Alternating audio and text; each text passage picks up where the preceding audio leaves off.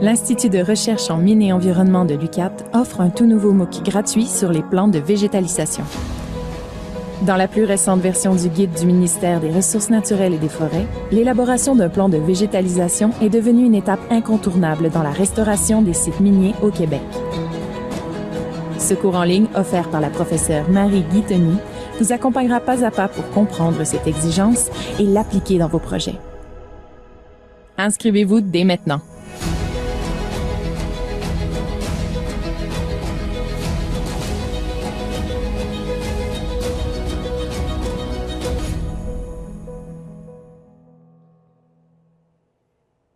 Bonjour à tous et à toutes et bienvenue à ce tout premier webinaire Mines et environnement de la saison 2026, organisé par l'Université du Québec en Abitibi-Témiscamingue.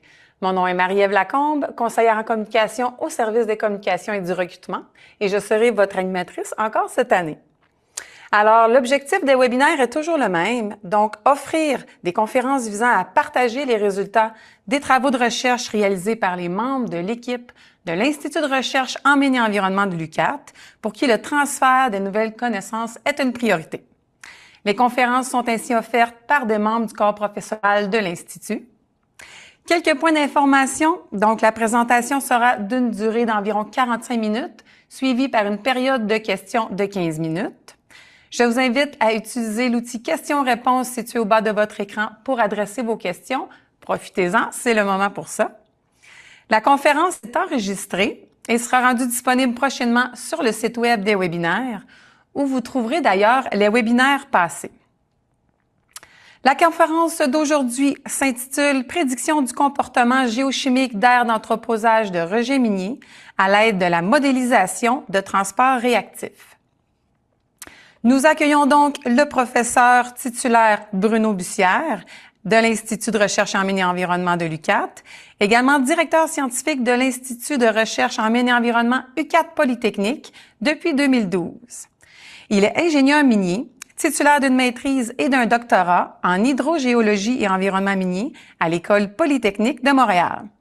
Ses expertises sont la performance des méthodes de restauration des sites miniers pour le contrôle du drainage minier acide et du drainage neutre contaminé, la caractérisation des rejets miniers, la modélisation numérique du comportement hydrogéologique et géochimique des rejets miniers, les aspects hydro-géotechniques de l'entreposage des rejets miniers et l'influence des changements climatiques dans le secteur minier. Aujourd'hui, je vous présente également M. Asif Qureshi, qui est co-auteur du webinaire d'aujourd'hui. Alors, M. Qureshi est chercheur postdoctoral à l'IRM de l'UQAT, où il travaille depuis 2019. Avant de rejoindre l'UQAT, il était professeur adjoint à l'Université Quaid-e-Awam au Pakistan. Il est titulaire d'un diplôme en génie de l'énergie et de l'environnement de l'Université Quaid-e-Awam, pardonnez-moi. Il a obtenu son doctorat en géochimie appliquée à l'Université de technologie de Luleå en Suède. Ses expertises sont la caractérisation et la gestion des rejets miniers, le comportement géochimique des rejets miniers, la restauration des sites miniers, la modélisation numérique du transport réactif en contexte minier et l'analyse du cycle de vie des technologies de traitement de l'eau. Je cède donc la parole maintenant au professeur Bussière et je vous souhaite un bon webinaire. Merci Marie-Ève. Bonjour à tous, bienvenue à ce webinaire. Aujourd'hui, je vais vous présenter des travaux de recherche qui ont été réalisés dans les dernières années et comme le mentionnait Marie-Ève, ces travaux-là ont été réalisés et le webinaire d'aujourd'hui préparé en étroite collaboration avec mon collègue Asif Qureshi. Donc, le plan de la présentation, après une brève introduction sur les méthodes de prédiction, on va aller plus en détail sur l'outil de modélisation de transport réactif pour justement faire des prédictions du comportement géochimique. Et on va voir aussi comment on utilise l'outil, quelle approche on utilise pour modéliser le comportement des aires d'entreposage de rejets miniers. Je vais vous présenter brièvement les projets de recherche qui ont été réalisés qui touchent la modélisation par transport réactif. Nous allons voir un peu quels sont les les types de financement que nous avons obtenus, les équipes ou l'équipe là, qui travaille là-dessus, les gens qui participent à cette recherche-là, et également brièvement les sites à l'étude. Et je vais focaliser aujourd'hui sur 3 projets là, qui montrent c'est des exemples d'utilisation de la modélisation par transport réactif pour prédire le comportement géochimique d'aires d'entreposage de rejet. Le premier, c'est le comportement géochimique de stériles miniers faiblement réactifs. Le deuxième projet, ça va être toujours le comportement géochimique de stériles miniers, mais cette fois-là, des stériles miniers qui sont potentiellement générateurs de drainage neutre contaminé à l'arsenic, dans le cas particulier où ils sont localisés en conditions froides. Et dans ce cas d'étude, la source de génération d'arsenic est un minéral qui s'appelle la gersdorfite. Le troisième projet que je vais vous présenter, c'est le comportement géochimique de CEBC. C'est des couvertures avec effet de barrière capillaire dont la couche de rétention d'humidité est constituée de résidus miniers. Et finalement, je vais terminer le webinaire en présentant les principales retombées de la recherche ainsi que certaines perspectives pour l'avenir. La plupart d'entre vous êtes au courant là, que la source de problèmes environnementaux de l'industrie minière, c'est surtout associé à l'entreposage des rejets miniers. Donc, ces rejets miniers-là, il y a 2 principaux types de rejets miniers. Il y a les stériles miniers. Les stériles miniers, c'est la roche qui entoure le gisement, qu'il faut extraire pour avoir accès au gisement. Donc, ces roches-là, on va on va les exploser avec des explosifs, on va prendre des équipements, on va transporter cette roche-là, on va l'entreposer sur des aires d'entreposage. Donc, ici, c'est un exemple d'Alda stérile, où on va stocker des stériles miniers. Évidemment, le matériau qui a la valeur économique, ce qu'on appelle le gisement, le minerai, lui va être envoyé à l'usine de traitement et il va être broyé et on va extraire par différents procédés les valeurs économiques. Mais après l'extraction des valeurs économiques, il nous reste beaucoup de roches qui ont été broyées. C'est ce qu'on appelle les résidus miniers. Et les résidus miniers sont souvent entreposés dans des aires d'entreposage qui sont ceinturées par des digues lorsque les matériaux contiennent beaucoup d'eau ou encore ils sont empilés lorsque ces matériaux-là sont filtrés. Donc, les principaux problèmes environnementaux qui peuvent survenir liés à l'entreposage des rejets miniers, c'est la contamination des eaux par l'interaction entre les minéraux qui sont contenus dans nos stériles ou nos rejets de concentrateurs, l'atmosphère et l'eau des précipitations. Donc, on peut avoir génération soit de drainage minier acide, ça va être produit parce que nos rejets contiennent certains minéraux, qu'on va appeler les minéraux sulfureux. Ces minéraux-là vont réagir lorsqu'ils sont exposés à l'eau et à l'air. Ça va générer de l'acidité, le pH va descendre, ça va augmenter la solubilité des métaux et on va avoir des concentrations élevées en sulfate. C'est des images ici de sites générateurs de drainage minier acide. Mais parfois, on n'a pas suffisamment de minéraux sulfureux ou encore certains minéraux qui génèrent pas d'acidité, mais qui vont quand même générer certains contaminants, ce qui va nous mener à un drainage minier qu'on va appeler un drainage neutre, mais contaminé parce que les concentrations de contaminants vont dépasser les normes réglementaires. Si on prévoit qu'il y a du drainage minier acide ou du DNC, évidemment, on peut pas laisser des choses comme on voit à l'écran se produire. On va devoir prendre des actions pour contrôler le problème. Donc, évidemment, nous, quand on débute un projet ou quand on opère, on s'intéresse beaucoup à savoir quelle va être cette qualité d'eau-là à long terme. Est-ce que mes rejets vont générer des contaminants? Si oui, avec quelle ampleur, puis pendant combien de temps? Donc, le défi de la prédiction, c'est savoir si on va avoir un problème de contamination, mais aussi son évolution dans le temps, court, moyen et long terme. Quels outils on a pour faire des prédictions? Il y a les outils qu'on va appeler la modélisation ou des modèles physiques, c'est-à-dire qu'on va placer nos rejets, certains volumes de nos rejets dans des équipements ou dans un certain environnement contrôlé, puis on va faire des cycles de mouillage et de drainage, puis on va récupérer l'eau au bas, puis on va analyser cette eau-là. Si l'eau se contamine, s'il y a une génération de certains éléments, on va être capable de faire des prédictions comme on va le voir tantôt. Ça peut être à vraiment petite échelle, comme des cellules humides ici.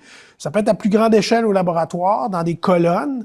Et on peut aller encore une fois à une plus grande échelle, mais cette fois-là, ça va être sur le terrain où on va construire des tapis étanches avec un drain au centre. puis on va récupérer l'eau qui va passer à travers le matériau et on va le récupérer dans une enceinte ici où on va pouvoir mesurer le débit et prendre des échantillons pour évaluer la qualité de cette eau-là. Donc ça, c'est ce qu'on appelle les essais cinétiques. Donc qu'est-ce qu'on fait pour prédire la qualité d'eau de nos matériaux miniers. Puis une fois qu'on a des résultats, ben là, on a des résultats de toute l'évolution de la qualité d'eau, que ce soit en éléments chimiques, en pH, conductivité, etc. Puis on va voir ça pour une certaine période de temps. Il y a des essais qui sont plus à court terme. Et sur le terrain, souvent, ça peut aller jusqu'à 5 ans avant d'avoir suffisamment de résultats. Mais là, on va se retrouver avec des concentrations ou des valeurs d'éléments dans le temps. Et nous, ce qui nous intéresse, c'est d'essayer de savoir, OK, est-ce que ça génère des problèmes à court terme, mais aussi comment ça va se comporter à long terme. Fait qu'on doit faire des projections. On va souvent utiliser les données à court terme. Vous voyez ici, ça, c'est les masses de calcium, magnésium, manganèse. Ce sont les éléments qui sont associés à la neutralisation, donc neutraliser l'acide. Et on a en bas les sulfates qui, eux, sont associés à justement l'acidification. Fait que moi, je veux savoir combien un se compare par rapport à l'autre. Je vais prendre ces données-là, je vais les projeter dans le temps. Donc ici, c'est la projection. Donc les valeurs mesurées sont ici, on les voit presque pas. Moi, je prolonge cette droite-là, puis là, j'ai une projection.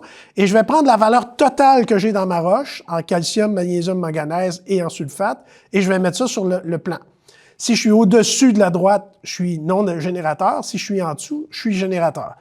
Évidemment, cette façon de faire-là, il y a plusieurs hypothèses qui sont plus ou moins réalistes, mais il y a des choses qu'on ne tient pas en compte, comme par exemple, la réactivité, c'est pas constant dans le temps, ça va évoluer.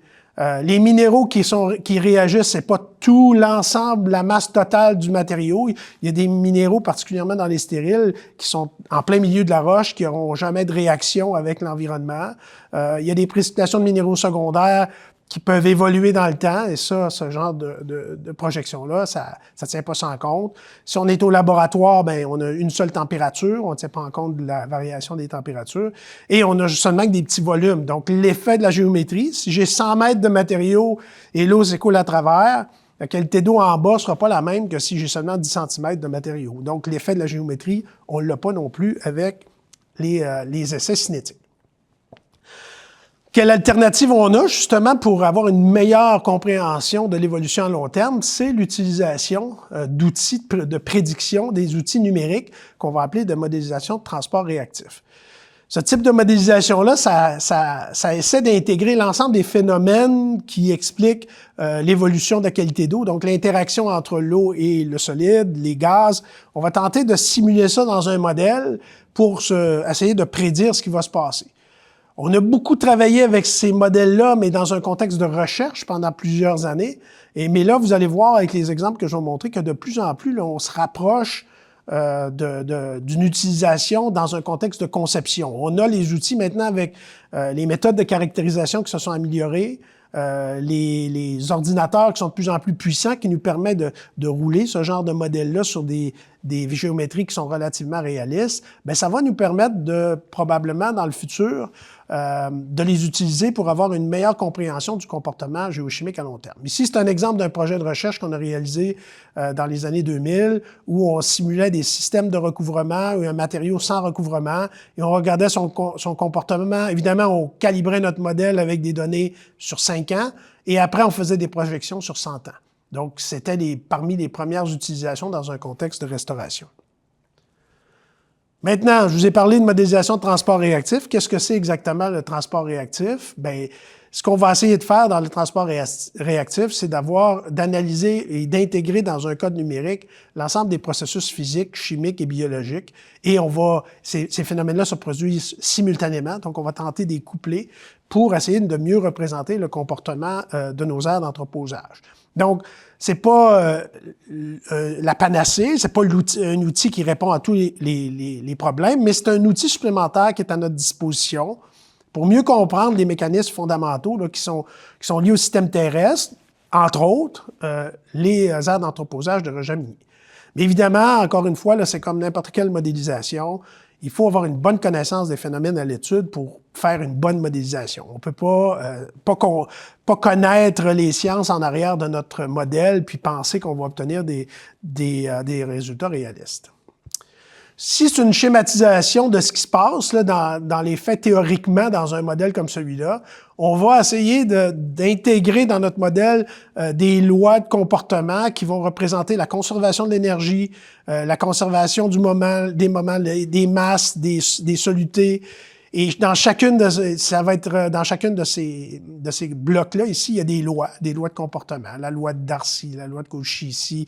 Vous avez toutes les lois de comportement qui sont intégrées. Et dans les lois de comportement, souvent, on a des relations constitutives. Là, par exemple, la conductivité hydraulique, la courbe de rétention d'eau, la relation avec la température et tout ça, bien, on va intégrer ça là-dedans. Fait que tout ça, c'est comme un tout qui interagit, qui tente de simuler les phénomènes physiques et chimiques qui se retrouvent dans nos aires d'entreposage.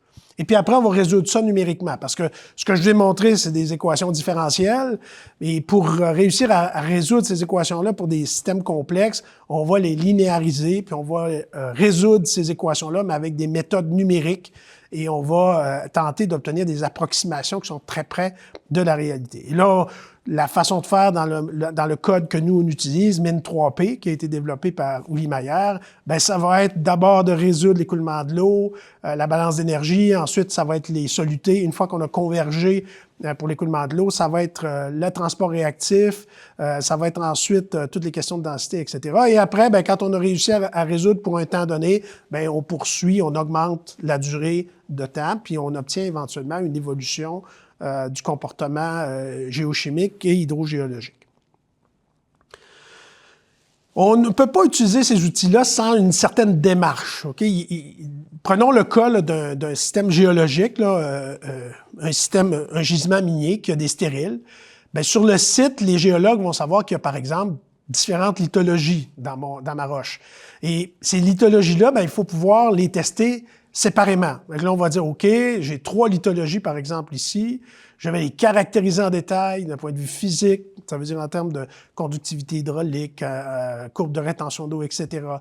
La chimie, la composition minéralogique, quels sont les minéraux qui sont présents dans chacune de ces unités-là. Puis ensuite, on va tester ces unités-là dans les systèmes qu'on a vus tantôt. Donc, dans les colonnes, dans les cellules expérimentales de terrain, chacune de ces matériaux-là, de ces lithologies-là vont être testés.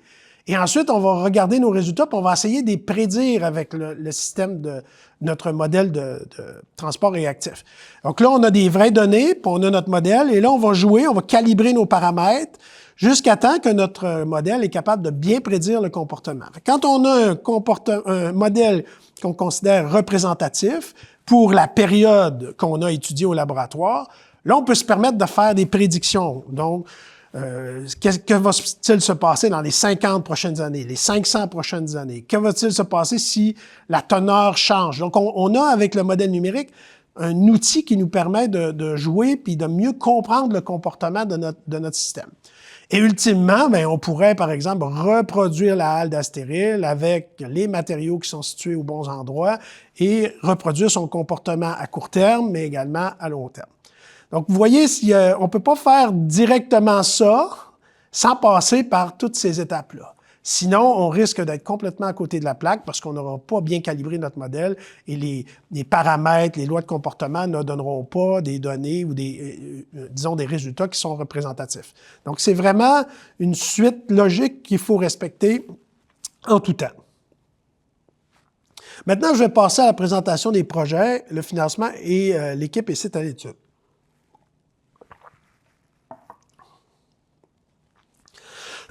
Donc, je vais focaliser là, sur les projets qu'on a réalisés depuis 2019.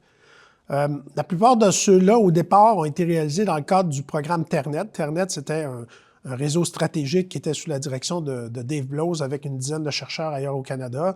Donc, on a commencé à travailler plus en profondeur avec Min3P dans le cadre de ce projet-là. Ensuite, on a eu des projets MITAX pour chercheurs postdoctorants qui nous ont permis, encore une fois, de poursuivre nos recherches. Et à l'intérieur d'un machin industriel qui s'est terminé l'an passé, on a également fait des travaux de modélisation de transport réactif. Bon, l'équipe qui travaille là-dessus, à l'UQAT, il y a Benoît Plante qui est avec moi et Vincent Boulanger-Martel. On travaille beaucoup avec le concepteur du code, là, Min3P, qui est Uli Maillard à UBC. On travaille également avec Maria Prieto à Polytechnique et Thomas Paps, qui est maintenant rendu au NGI en Norvège. Il y a du personnel hautement qualifié, là, des étudiants, des chercheurs qui ont également été impliqués. Au niveau postdoc, on a Asif, évidemment, qui est co-auteur du webinaire. Il y a également Dominique Richard, Marie-Pierre Etier. Au troisième cycle, on a Elora Seutin qui est en train de terminer sa thèse et Alex Kanonji-Kamambi qui a terminé il y a de ça quelques années. Au deuxième cycle, il y a Laila qui a terminé sa maîtrise et on a travaillé avec des étudiants de UBC, Zhu Yang et Alissa, là, qui était à UBC avec Uli Maillard. Et au premier cycle, on a Romain Karpinski qui avait fait son stage sur la modélisation de transport réactif. Ces projets-là ont été supportés par nos partenaires industriels, donc Agnico Eagle, Minradlen, Rio Tinto, IAMGOLD et Dilmar. Et c'est toute cette équipe-là et ce financement-là qui nous a permis de réaliser des travaux, dont certains que je vais vous présenter plus tard. On a travaillé sur plusieurs sites, plusieurs matériaux. Des fois, c'est des matériaux qu'on va chercher, qu'on ramène au labo. Des fois, c'est des cellules de terrain directement sur place. On a travaillé en conditions nordiques, à Meadowbank, à Marouk, à Raglan. On a travaillé en Moyen-Nord, à Alamein-et-Léonard. On a travaillé en Abitibi, à Westwood, Malartic, Canadien Malartic, et également à Manitou. Et donc, c'est les principales mines où on a utilisé le transport réactif. Et là, je vais vous présenter des résultats de certaines de ces études-là, comme je le mentionnais au départ. Donc, le projet 1, c'est vraiment là où on était intéressé à connaître le comportement géochimique de stériles miniers qui sont faiblement réactifs. C'est les plus durs à prédire. Quand c'est très réactif, on est assez bon pour le prédire. Puis quand c'est pas réactif du tout, ben c'est relativement facile. Mais quand ils sont juste à l'interface, c'est plus difficile. Donc ça, on s'y est attaqué avec Asif et on a travaillé, en plus de moi-même, il y avait Uli Maillard et Benoît qui ont travaillé sur ce projet-là. Alors, je vous disais, là, il y a une façon de représenter ça schématiquement. Là, ici, c'est les matériaux qui sont non générateurs. Ici, c'est les matériaux qui sont générateurs. Il y a toute une zone d'incertitude ici. Et quand nos matériaux sont situés dans cette zone d'incertitude-là, c'est plus compliqué de faire une prédiction à long terme. Mais c'est là que l'outil de modélisation de transport réactif devient très utile. Et on a donc combiné des modèles physiques avec des modèles numériques pour essayer de mieux connaître le comportement à long terme de ces matériaux-là. On a testé 3 matériaux, 3 lithologies, ABC ici. Une qui était vraiment au-dessus, là, qui était située près de la ligne, mais quand même dans le non-générateur, et les 2 autres qui sont dans la zone non-générateur. Incertitude, pardon. Donc, comment se comportent ces matériaux-là? Ben, on a d'abord regardé, fait une modélisation physique, on a construit des cellules expérimentales, qui sont, comme je mentionnais tantôt, là, c'est un tapis étanche avec un drain où on récupère l'eau. On a mis environ entre 20, si je me souviens bien, entre 30 et 50 mètres cubes de matériaux sur le tapis d'étanchéité. Et on a suivi ça pendant 5 ans. Et on a aussi produit un modèle numérique équivalent pour chacun des lithologies et on a essayé de prédire le comportement avec le modèle numérique de transport réactif.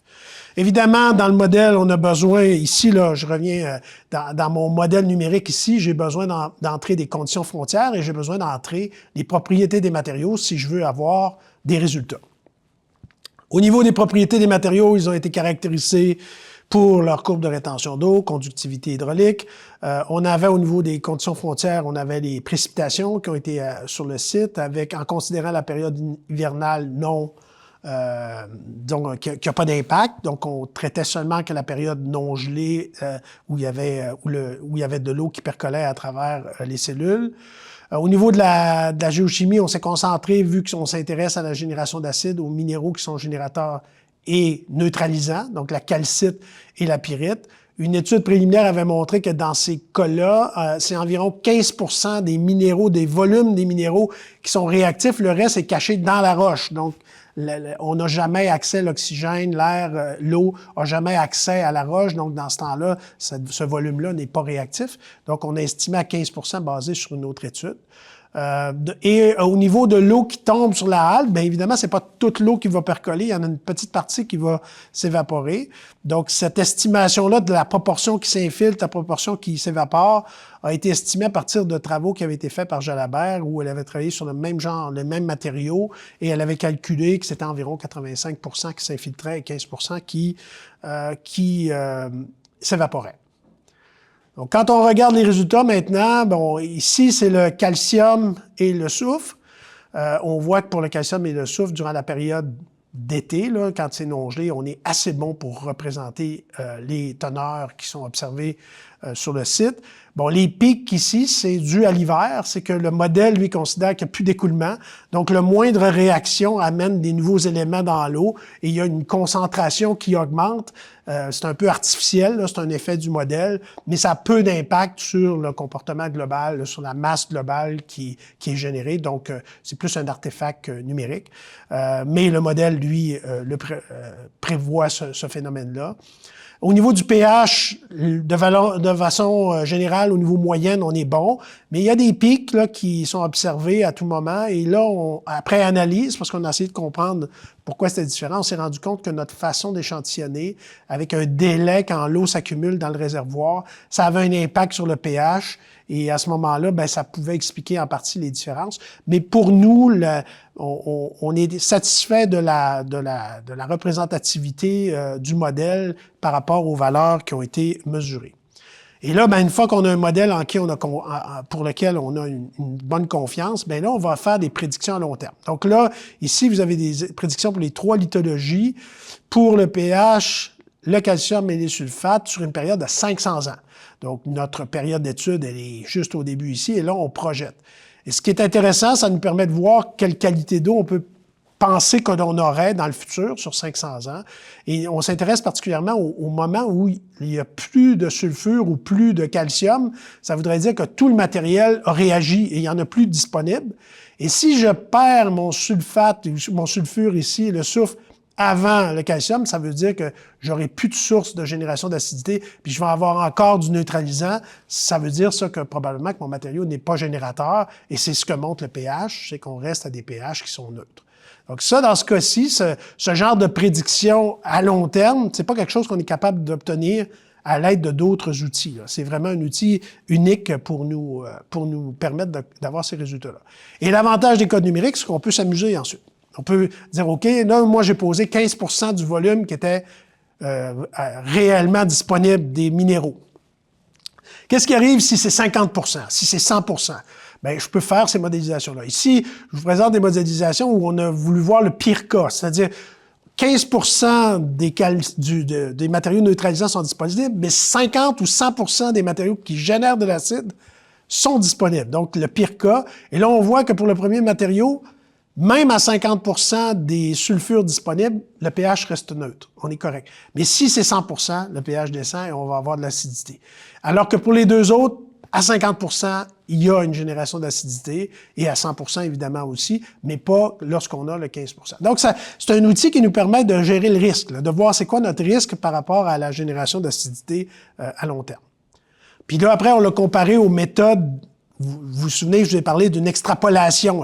Bien, si on utilise des données, des cellules expérimentales, qu'on les extrapole, l'extrapolation nous dit que ça prendrait environ 50 ans ici avant que tous les sulfures soient épuisés. Alors que le modèle numérique, lui, vu qu'il intègre une évolution de la réactivité, il parle plutôt de 100 à 250 ans. Fait que vous voyez, il y a des différences. Les conclusions sont les mêmes dans ce cas-là, c'est-à-dire que l'acidification est pas prévue parce qu'il y a plus de potentiel de neutralisant que de potentiel acidifiant, mais les durées du risque, ils sont différents. Donc, ils sont différentes. Ici, on parle de durée plus longue parce que le modèle lui prédit qu'il va avoir une baisse de la réactivité avec le temps, ce que les modèles linéaires ne font pas. Et là, les travaux dans ce cas-ci, là, on est rendu, on a fait les cellules expérimentales. Là, on est en train de faire des modèles d'envergure réelle et où on mélange les matériaux selon des modèles qui sont réalistes de déposition. Et là, on va regarder quelle est l'évolution de la qualité d'eau à cette échelle-là. C'est des travaux qui sont en cours, qui sont déjà très bien avancés, là, qu'on va publier sous peu. Deuxième projet, le cas de stérile générateur de drainage neutre contaminé à l'arsenic en conditions froides et où la source d'arsenic est la gersdorphite. C'est des travaux de thèse d'Elora Seutin. Elle termine sa thèse dans les prochains mois. On a travaillé sur ce projet-là avec Assif, Benoît et Vincent Boulanger-Martel. Donc, le DNC, c'est une nouvelle réalité qu'on ne parlait pas il y a 20 ans, 30 ans, mais maintenant, on sait qu'il peut y avoir de la contamination des eaux sans que l'eau soit acide. Et il y a une problématique particulière quand c'est des minéraux qui sont pas des sulfures. Les sulfures, on les connaît assez bien, mais quand c'est pas des sulfures, là, on connaît moins leur réactivité et puis savoir comment l'eau va évoluer à long terme. Donc là, on avait un double défi, c'est-à-dire comment ces minéraux-là qui sont non sulfurés, les sulfosels, vont réagir dans le temps, vont évoluer, la concentration d'arsenic qu'on peut penser qu'il y en aurait. De fait du froid aussi, parce que ce cas particulier-là est en conditions froides, comment la température pourrait également influencer ça. Donc, on avait ce double objectif-là dans le cadre de ces travaux.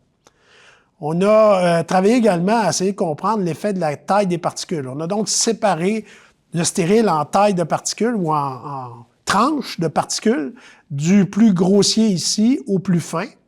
Et on a regardé le comportement de ça à 21 degrés, donc en température laboratoire. Et la colonne C4, on l'a également testé à des températures de 5 degrés et à des températures de -2. Bon, -2 pour faire la récolte de l'eau, il faut ramener ça à +5. Donc, c'est -2, mais c'est des cycles de gel-dégel qu'on fait. Ces colonnes-là sont instrumentées pour la température et la teneur en eau, puis on a regardé comment la qualité d'eau évoluait au bas de ces colonnes-là sur une période d'environ 1 an. On a fait la modélisation physique au laboratoire et on a reproduit le comportement à l'aide d'un modèle numérique. Encore une fois, c'est comme on a vu tantôt. On a donc on a déterminé les propriétés des matériaux, on a déterminé la minéralogie de ces matériaux-là, et c'est là qu'on a vu que la source d'arsenic principale était la gersdorphite, qui est un sulfosel, et on a appliqué des conditions de rinçage et de température à la colonne qui représentaient à la situation de cette colonne-là. Parfois, ces colonnes-là étaient à 21, 5 degrés, et il y en avait à 2 degrés. Je vous ai parlé qu'on faisait des cycles. Ici, vous avez les cycles. Donc, on montait à 5 degrés pour faire le rinçage. Donc, on mettait de l'eau, récupère l'eau, et on ramenait ça à -2 degrés pendant une certaine période, retourne à 5, rinçage, etc., pendant plusieurs cycles. La particularité de ce projet-là, je le mentionnais tantôt, c'est que c'est la gersdorphite qui est la source. Et dans le modèle Mine3P, le modèle qu'on utilise, la gersdorphite n'est pas dans les bases de données. C'est pas un minéral qui est suffisamment fréquent pour que les caractéristiques chimiques et de réactivité de ces minéraux-là, ils sont pas présents. Donc, il a fallu les produire. C'est partie des difficultés du projet. Donc, on a donc pris les résultats, utilisé nos résultats pour déterminer les paramètres chimiques de la gersdorphite, puis on a regardé comment on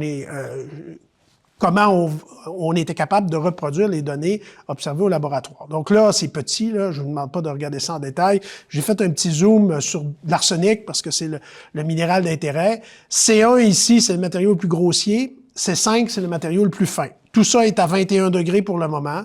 Donc, pour le matériau le plus grossier, on voit qu'on obtient un maximum d'à peu près 5 mg par litre à l'équilibre d'arsenic, alors qu'on est au plus autour de 15 mg par litre à l'équilibre pour le matériau C4 qui est beaucoup plus fin.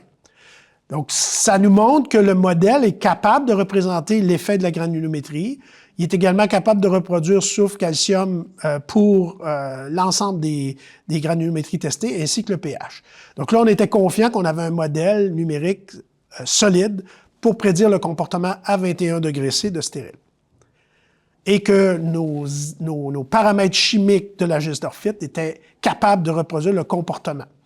Là, on a dit, c'est bien, on est capable de le faire à 21 degrés.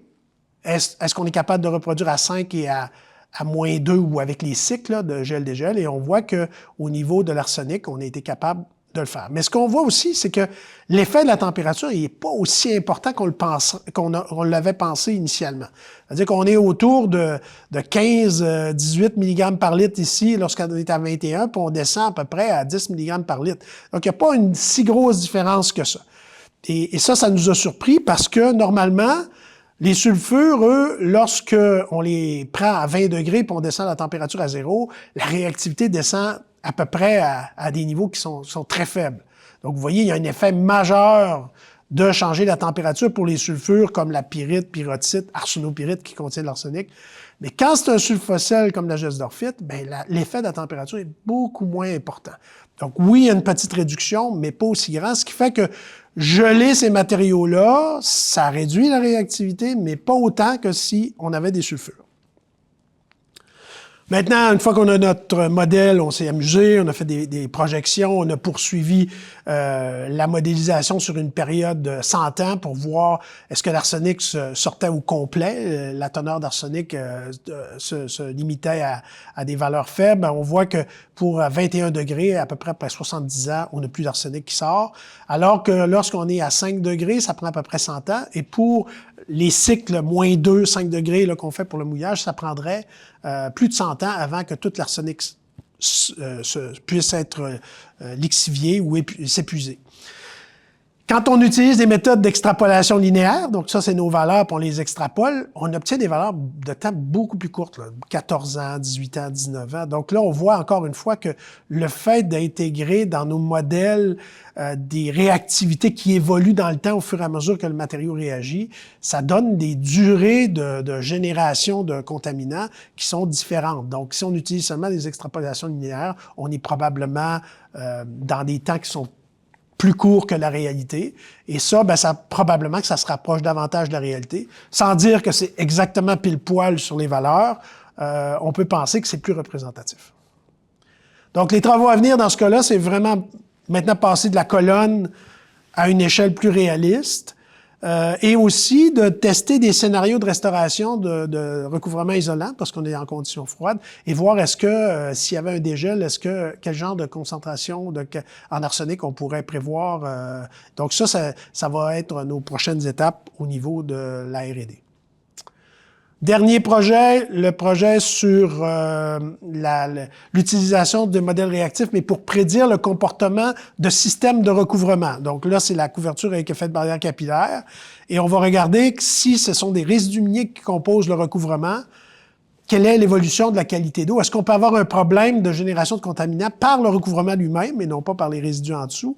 C'est une interrogation qu'on a. C'est des travaux de Laila El-Afani qui a fait sa maîtrise et qui a terminé l'an passé. Et ça aussi, ça a été réalisé en collaboration avec Asif et Benoît.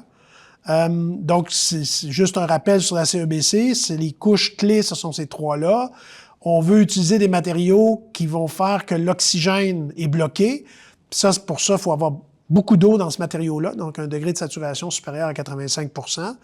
Bon, on peut aller chercher ces matériaux-là dans des bancs d'emprunt autour, mais à chaque fois, on va avoir un impact sur l'environnement si on va chercher des bancs d'emprunt. De plus en plus, les compagnies minières souhaiteraient utiliser leur propre matériel minier, donc des stériles s'ils sont non réactifs, des rejets de concentrateurs ici. Pour les deux couches ici, les stériles pourraient faire le travail. Donc, tout ça pour réduire l'utilisation de matériaux naturels et réussir à contrôler la génération d'acide du matériau qui est en dessous.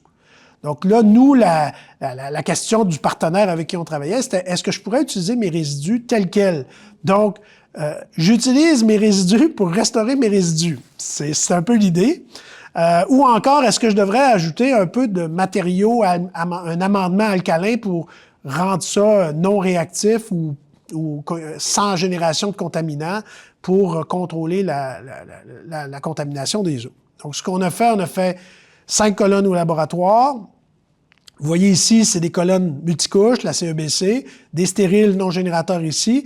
Dans un cas, les résidus ont été amendés avec des matériaux alcalins. Dans l'autre cas, c'est des matériaux résidus miniers tels quels. Et on a testé les résidus tels quels sans l'intégration dans le recouvrement. Vous allez me demander pourquoi faire ça. C'est tout simplement qu'ici, je m'attends à un degré de saturation plus grand en raison du fait qu'il est dans le recouvrement qu'ici. Et si mon degré de saturation est plus grand, la réactivité est plus faible. Donc, si je réduis ma réactivité parce que j'ai beaucoup d'eau dans mon système, bien, peut-être que le matériau peut être problématique lorsqu'il est exposé aux conditions, mais qu'il deviendrait moins ou pas une fois dans un recouvrement. Donc, c'était la question que l'on se posait. Donc là, évidemment, ces systèmes physiques-là, on a analysé, fait des cycles de rinçage, récupéré l'eau, analysé l'évolution de la qualité d'eau dans le temps. Puis, on a créé un modèle numérique qui représente le modèle physique avec les propriétés des matériaux, avec la minéralogie des différents matériaux utilisés, avec les courbes de rétention d'eau, les fonctions de perméabilité, les conductivités hydrauliques saturées. Et on a appliqué les conditions frontières sur le dessus, les cycles de mouillage-séchage et la récupération des eaux ici, qui est un drain. Donc, on a comparé les résultats prédit avec des résultats mesurés. Ça, c'est le cas, je ne présente pas tous les résultats, mais c'est le cas de la colonne avec amendement. Donc, vous voyez que, de façon générale, le modèle est très bon pour prédire l'évolution les différentes concentrations des éléments chimiques. On a l'autre cas avec le CEBC, mais cette fois-là, j'ai mis le cas où j'ai pas d'amendement. Et là, ce qu'on voit, c'est qu'à court terme, c'est pas un problème. Le pH est bon, le modèle est vraiment capable de bien représenter le comportement. Fait qu'une fois que j'ai un modèle calibré, je fais des prévisions à long terme. Et là, je vais présenter seulement avec le pH, mais c'est quand même assez indicateur. Le T, c'est pour les résidus seuls. Le TA, c'est pour les résidus amendés. Et ça, c'est les deux recouvrements CEBC avec résidus seuls, pas amendés, et avec résidus amendés. Et ce qu'on voit, c'est que si le matériau n'est pas dans une CEBC, après environ une quarantaine d'années, il devient générateur d'acide. Il n'y a pas beaucoup de sulfure, mais suffisamment. Et là, les sulfures s'épuisent et puis le pH revient à la normale. Donc, il y a une période de risque ici. Mais quand je prends ce matériau-là et je le mets dans la CEBC, bien, j'ai plus ce pH-là qui est aussi bas. Je descends environ à 6,5. Donc, je réussis à maintenir des conditions près de la neutralité parce que le matériau est placé dans la CEBC. Si je mélange du matériau alcalin avec mon matériau, avec les ratios qu'on a utilisés, il n'y a eu aucun problème. On n'a pas eu cette baisse-là parce qu'on a augmenté la quantité de matériaux neutralisants. Évidemment, quand je mets ce matériau-là dans la CEBC, bien, ça cause aucun problème. On est capable de contrôler. Bien, la qualité d'eau qui sort de là, elle est nickel. Maintenant, principale retombée. Au cours des dernières années, là, on a utilisé l'outil numérique avec transport réactif pour mieux comprendre le comportement hydrogéochimique des rejets miniers avant et après restauration. Dans les études que je vais présenter, il y a toujours eu une phase de calibrage, validation qui précède l'étape des prédictions. C'est super important. L'avantage de ces outils-là, c'est qu'ils permettent de faire des prévisions à long terme et d'évaluer l'influence de paramètres clés. Donc, ça nous permet d'évaluer le risque associé aux différentes situations qu'on veut tester. Évidemment, c'est pas des réponses absolues. C'est les résultats que l'on obtient. Il faut garder en tête il y a des hypothèses en arrière de tout ça. Mais ça permet quand même de mieux comprendre les tendances à long terme et d'estimer le risque environnemental. Puis en plus, ben, dans le cadre de notre travail en tant qu'universitaire, ben, ça nous a permis de former des gens qui ont une bonne connaissance maintenant dans ces outils-là et qui pourraient éventuellement faire des transferts vers l'entreprise. Au niveau des perspectives, ben là, on travaille beaucoup sur augmenter l'échelle. Maintenant, on est confiant à l'échelle réduite, là, au laboratoire, sur le terrain. Là, maintenant, on aimerait simuler, mais là, à l'échelle beaucoup plus proche de la réalité, dans tous les types de conditions. Évidemment, on souhaiterait aussi, là, présentement, souvent, on étudie des systèmes, des aires d'accumulation, mais on pose l'aire d'accumulation existante dès le temps T0. Alors que la réalité, c'est pas ça, c'est que ça se construit au fur et à mesure. Mais on aimerait intégrer cet effet-là dynamique de l'évolution de la géométrie pour voir l'impact que ça a sur la dynamique de la qualité d'eau. Et finalement, ben, il y a des phénomènes physiques et géochimiques qu'on intègre dans ces modèles-là qui peuvent être améliorés, qui peuvent être intégrés, certains ne le sont pas. Et puis ça va continuer à évoluer dans le temps. Puis c'est sûr que ça a permis là, de développer de l'expertise. Puis le fait qu'on travaille étroitement avec le concepteur, qui est UBC, ça nous aide à mieux maîtriser l'outil. Puis moi, la raison de ce webinaire-là, c'est que je pense qu'on est rendu à un moment où on peut démocratiser l'outil. On peut le sortir des bureaux d'université, puis l'utiliser davantage en conception de nos ouvrages, que ce soit les ouvrages de rétention de rejets miniers, que les ouvrages de restauration. Je pense qu'on est rendu maintenant à ce point-là. L'outil est disponible et c'est sûr que s'il y a des gens qui sont intéressés à en savoir plus sur la possibilité d'utiliser l'outil, là, vous pouvez nous contacter n'importe quand. Donc voilà, c'est ce que je voulais vous présenter aujourd'hui. Je remercie évidemment les partenaires de l'IRM là, qui ont fait que ces recherches-là ont pu être réalisées. Donc merci de votre attention. Puis, s'il y a des questions, ben, il va me faire plaisir d'y répondre. Oui, parfait. Le moment tant attendu. Merci beaucoup, professeur Bussière. Alors, c'est maintenant la période de questions. Je vous invite à utiliser l'outil questions-réponses pour adresser vos questions au professeur Bussière. Donc, une première question. Est-ce que la plupart des minéraux que l'on retrouve dans les rejets miniers sont présents dans la banque de minéraux du logiciel? Vous avez parlé de la gersdorfite qui était peut-être pas présente? Oui, c'est ça. OK. Et oui, puis il y en a d'autres qui sont pas aussi fréquents.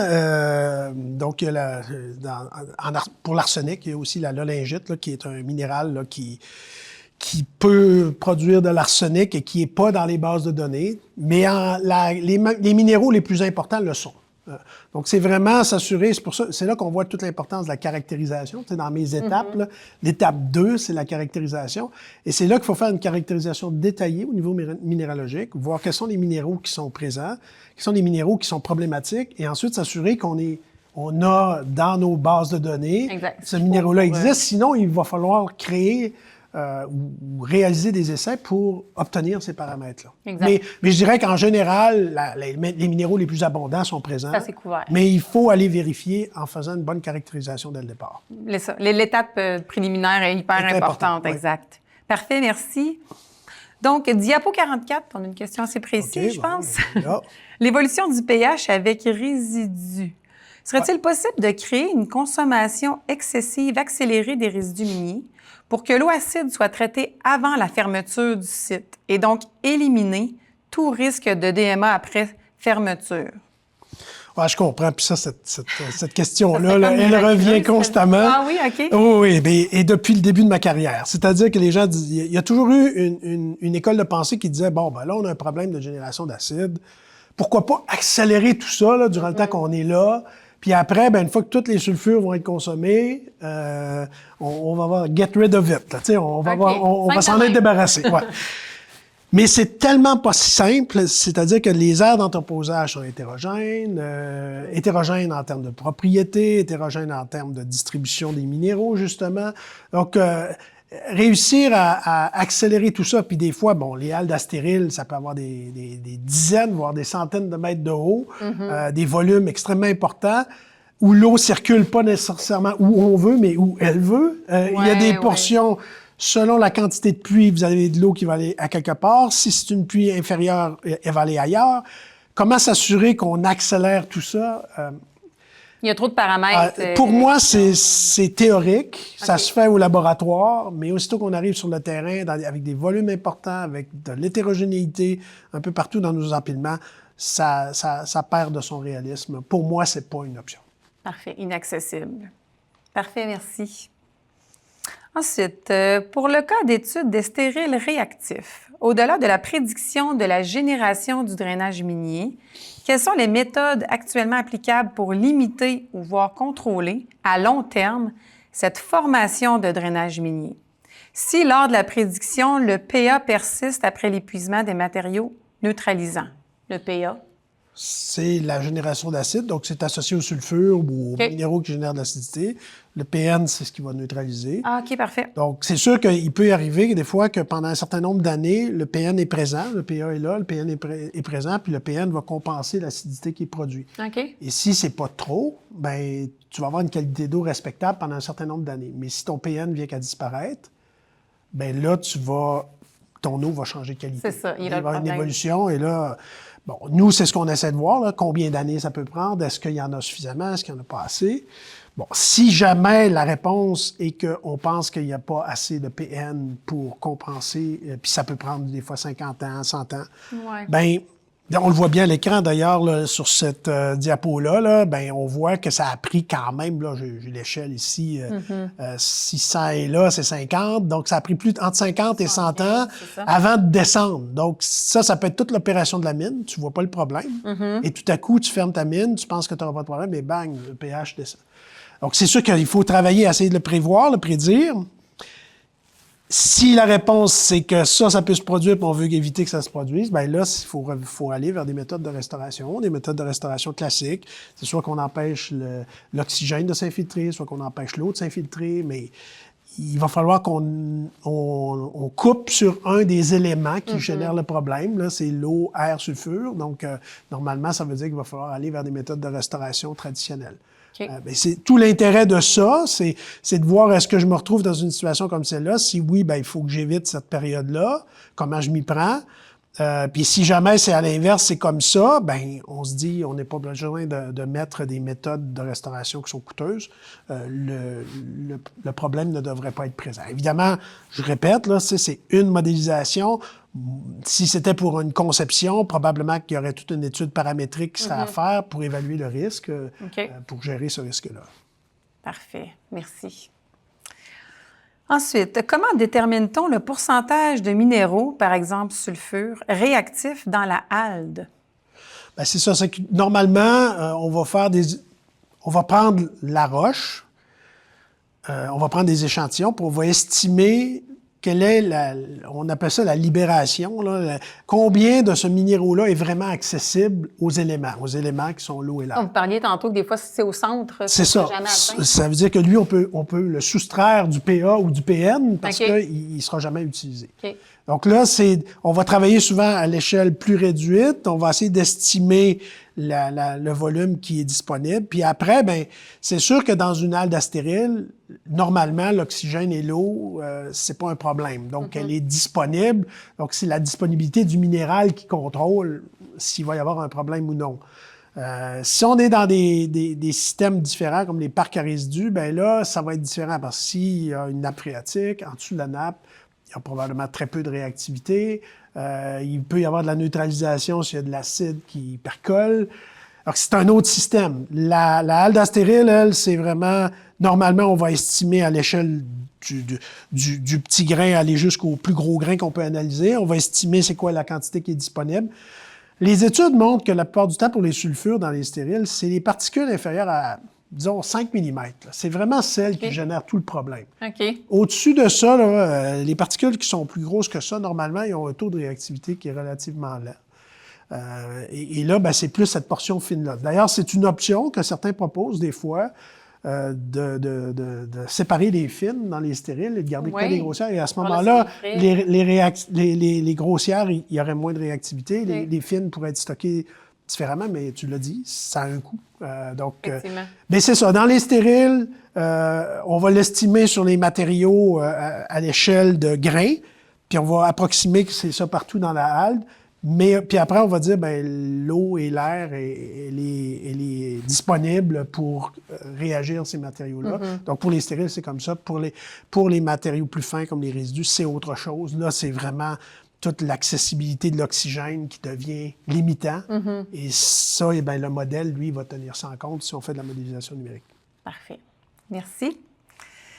Il y a beaucoup de questions. Alors, prochaine question. Considérant l'hétérogénéité granulométrique des stériles miniers et l'impact de la surface spécifique sur la réactivité des particules lors des analyses géochimiques, comment répondre aux besoins de représentativité dans l'échantillonnage avant de passer aux travaux de laboratoire tout en gardant la réalité du terrain? J'avoue, hein? Excellente question. Le défi, il est là. Il est là, c'est ça. Nous, ce qu'on propose souvent, c'est de dire, OK, on doit... Le géologue, là, le gisement, normalement, on le connaît bien. Puis les stériles autour, leurs propriétés, on les connaît un peu moins bien. Mais les géologues, normalement, qui analysent un gisement, ils sont capables de dire, le stérile, il y a tel type de roche, tel autre type de roche. Fait qu'après, il faut prendre cette information-là et là, séparer, comme je l'avais montré dans ma figure, en lithologie. Là, on va dire, OK, il y a telle lithologie, il y a 4, 5 lithologies différentes. Déjà, on vient de faire un travail. Après, il faut prendre des matériaux de chacune des lithologies, les étudier, voir leur comportement. Après, il faut bien comprendre, s'assurer qu'on est capable de modéliser. Puis après, il faut se dire, OK, peut-être que cette lithologie-là, elle a juste 10 du volume. L'autre a peut-être 40 du volume. Comment elle va être répartie dans la halle? Là, on peut faire des tentatives. Là, c'est ce que je vous ai montré dans les travaux à venir. Là, il y avait une figure où on montrait que je peux la remonter ici. C'est celle-là. Ici. Donc, là, on peut s'en aller vers là où on essaie d'avoir un modèle simplifié, mais dire il y a plusieurs lithologies. Elles ne sont pas partout à la même place dans la halte, si c'est le cas, parce que souvent, on va chercher le gisement, il y a plus une lithologie, une autre place, il y a plus une autre. Donc, il faut essayer d'avoir cette image-là. Et après, ben là, on peut faire des modélisations qui vont probablement être plus réalistes que si je posais comme hypothèse que c'est random, là, tu sais, que c'est aléatoire. Ça peut être le cas dans certaines situations, mais dans la plupart des cas, il y a une stratégie d'exploitation qui nous amène vers une structure de halde avec une répartition qu'on est capable d'estimer. Mais là, après, il y a toute la variabilité des propriétés hydrogéologiques, qui est aussi un défi dans les haldes. C'est pour ça que je disais tantôt, c'est un outil qui nous permet d'en savoir plus, mais on a des systèmes tellement complexes qu'il faut garder de l'intelligence humaine en arrière de ça. Là. Il faut être en mesure de dire, OK, quelle est mon assurance ou quel est le risque que je pense que j'ai de générer ou non. Puis je peux faire varier mes paramètres dans mes modèles. Et là, ça va me dire, ça va nous permettre de gérer le risque. Mais c'est clair que la question là, à propos de l'hétérogénéité, puis comment on s'y prend, moi, ce que je ferais, c'est ça. C'est j'identifie mes lithologies, je prends chacune de mes lithologies, puis je les teste au laboratoire. Le modèle est pas mal bon pour, on l'a vu, pour tenir compte de la température puis tenir compte de la surface spécifique. Donc, si on est capable de bien représenter ça à l'échelle de labo, bien ensuite, bien, on essaie d'avoir quelque chose de plus représentatif à l'échelle de terrain. Mais ça reste qu'il faut calibrer ça tout le temps. Donc, si on a une halde stérile puis on a un effluent, on mesure la qualité d'eau. On vérifie ce que donne notre modèle. Est-ce que c'est réaliste? Est-ce qu'on si on a 10 ans de mesure et une bonne comparaison, ben là, on va être plus à l'aise de dire, ben voilà comment ça va se comporter dans les prochaines années. Mais la question, elle est tout à fait... c'est le défi. C'est le défi. C'est complexe, c'est ça. Ça nous démontre que c'est très complexe. Parfait, merci. Prochaine question. Pour un des projets, vous avez mentionné l'amendement des résidus miniers. Oui. Comment cela a été réalisé? Y a-t-il eu des tests réalisés avant pour déterminer la quantité de matériel neutralisant? Pour un parc à résidus, il s'agit d'une superficie assez grande à considérer. Ah oui, tout à fait. Effectivement. Oui. Bien, c'est sûr que là, on ne parle pas de faire tout le parc, hein. On parle de faire une couche du matériau, là. Je vais encore une fois utiliser, je vais faire travailler les gens d'audio, là. C'est parfait. Ça ici, là, cette représentation-là, tu sais, ce qu'on voit, c'est pas tous les rejets là, qui vont être amendés. On propose d'amender seulement que la couche de matériaux fins, mais c'est un coût quand même, j'en conviens. Nous, ce qu'on a fait, c'est qu'on s'est servi du règlement qui dit que ben ça prend un ratio d'au moins 2 à 3 là, pour considérer le matériau non générateur. Fait que nous, on a ajouté, il y avait déjà un ratio donné, mettons que le ratio était de 1,9. Okay? Nous, on l'a monté, on a ajouté du matériau alcalin jusqu'à temps d'avoir un ratio, je crois qu'on a visé 3, là, ça sera vérifié dans LFANI 2024. Donc, on a remonté la quantité de matériaux neutralisants jusqu'à temps d'obtenir un ratio donné. Et après, on a pris ce matériel-là, puis c'est lui qu'on a testé au laboratoire. Donc, oui, ça aurait...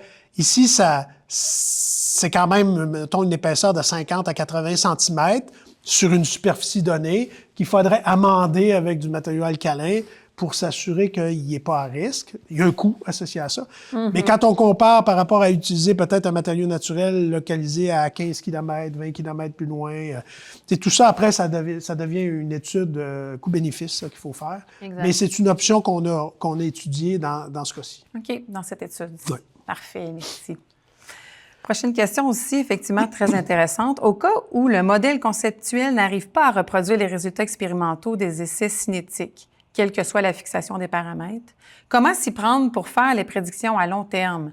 Faudrait-il mettre en cause les conditions aux frontières fixées? Oui. Moi, je dis... Oui. Non, mais c'est bon parce que, dans le fond, les gens qui font du numérique, ils vont le savoir, là, quand ça marche pas, là, quand tu n'es pas capable de reproduire ce que tu as observé, il y a 2 principales raisons, si ce n'est pas des raisons de convergence numérique, des problèmes de mathématiques. C'est soit que tes propriétés sont pas bonnes, soit que tes conditions frontières sont pas bonnes. OK. C'est un des deux. Donc, c'est sûr que dans ce cas-ci, si vous n'êtes pas capable de reproduire, questionnez-vous sur les propriétés de vos matériaux. Est-ce qu'elles sont représentatives? Vérifiez, validez. Et aussi, assurez-vous que vous mettez des conditions frontières qui sont représentatives. Parce que, en théorie, les lois qui sont à l'intérieur de ça sont telles qu'ils sont représentatives suffisamment pour pas être complètement à côté de la plaque. Exact. Donc, après, nous, ce qu'on fait, c'est on fait du fine-tuning. On joue ces paramètres pour réussir à se rapprocher le plus possible, mais toujours en faisant bouger les paramètres dans des plages qui sont réalistes. C'est-à-dire, s'il faut que je passe d'une conductivité hydraulique de 10 à la moins 5 à 10 à la moins 10 pour représenter, c'est que ça marche pas, là. Je sais que mon matériau, il n'y a pas 10 à la moins 10. Donc, ça se peut que je le fasse bouger à 10 à la moins 4, à 10 à la moins 5, mais avec un facteur 5 par 10 à la moins 5 au lieu d'1 par 10 à la moins 5.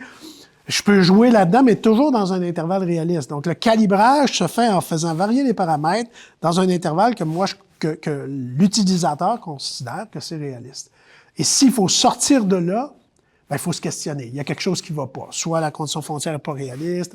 Donc, c'est du travail, mais les bons modelers, les gens qui font de la bonne modélisation, c'est ce qu'ils vont faire. Ils ne vont pas appliquer des conditions qui sont totalement hors de ce à quoi on peut s'attendre, juste pour arriver numériquement à quelque chose qui est mesuré. Sinon, puis des fois, ça peut être le modèle physique qui n'est pas correct non plus. Des fois, on pense qu'on a appliqué telle condition frontière, puis finalement, c'est pas réaliste, et c'est ça qui explique. Donc, il faut aussi aller questionner nos essais sur le terrain ou nos essais en colonne. Quand le numérique nous dit que ça cadre pas, il faut des fois essayer de trouver pourquoi. Parfait. Bon, je prends une dernière question, je suis désolée. Une brève question? Okay, parfait. Pouvez-vous revenir sur les méthodes d'évaluation à long terme du comportement géochimique des résidus miniers dans le cas des mines en exploitation? Exemple, cas du gisement de manganèse. Répète-moi ça. C'est-tu gros? C'est-tu finalement, j'ai pris une grosse question terminée? Oui. Les méthodes d'évaluation à long terme du comportement géochimique des résidus miniers dans le cas des mines en exploitation. Bon, les mines en exploitation, normalement, là, quand on commence un projet, on va essayer d'avoir du matériel pour pouvoir commencer le plus vite possible à avoir des réponses. Mais au fur et à mesure on n'arrête pas ça au début de la mine. Normalement, vu que la mine, les matériaux évoluent, les stériles vont évoluer, le rejet de concentrateur risque d'évoluer. Bien, normalement, il faut continuer le suivi de ça. Et avoir des cellules expérimentales sur le terrain qui tournent qu'on opère durant que la mine, elle, est en cours d'opération, c'est stratégique parce que là, tu connais de plus en plus le comportement de ton matériel avec le temps. Donc moi, l'étude commence déjà. C'est le plus tôt possible. Le plus tôt possible. Au début, on n'a peut-être pas des échantillons qui sont ultra représentatifs. Quand on tombe en opération, là, on a des vrais matériaux qui sont représentatifs. Il faut essayer de les étudier aussi. Ça n'arrête pas parce que on a fait des études à l'étape d'exploration. Il faut continuer.